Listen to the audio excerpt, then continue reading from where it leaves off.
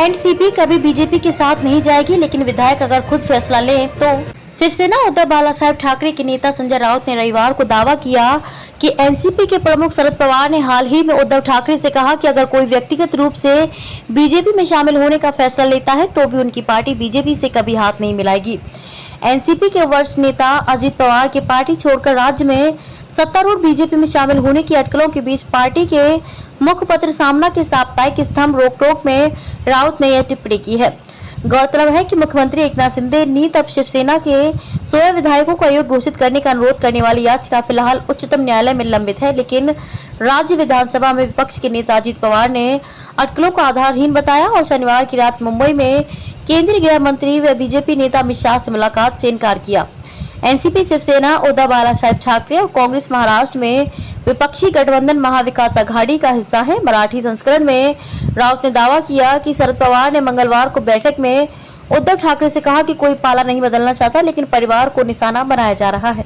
अगर कोई साथ छोड़ने का व्यक्तिगत निर्णय लेता है तो यह निजी बात होगी, लेकिन पार्टी के रूप में हम बीजेपी के साथ कभी नहीं जाएंगे। एनसीपी शिवसेना उद्धव बालासाहेब ठाकरे और कांग्रेस महाराष्ट्र में विपक्षी गठबंधन महाविकास आघाड़ी एमवीए का हिस्सा है। मराठी संस्करण में राउत ने दावा किया है कि शरद पवार ने मंगलवार को बैठक में उद्धव ठाकरे से कहा कि कोई पाला नहीं बदलना चाहता, लेकिन परिवार को निशाना बनाया जा रहा है। अगर कोई साथ छोड़ने का व्यक्तिगत निर्णय लेता है तो यह निजी बात होगी, लेकिन पार्टी के रूप में हम बीजेपी के साथ कभी नहीं जाएंगे।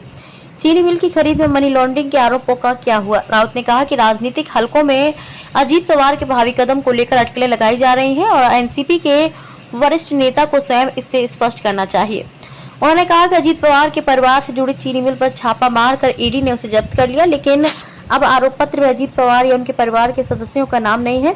शिवसेना यूबीटी नेता ने सवाल किया, चीनी मिल की खरीद में मनी लॉन्ड्रिंग के आरोपों का क्या हुआ? क्या छापे और आरोप सिर्फ राजनीतिक दबाव बनाने के लिए थे? राउत ने दावा किया कि शरद पवार के एक अन्य सहयोगी महाराष्ट्र के पूर्व मंत्री हसन मुशर्रफ को भी केंद्रीय जांच एजेंसी द्वारा निशाना बनाया जा रहा है।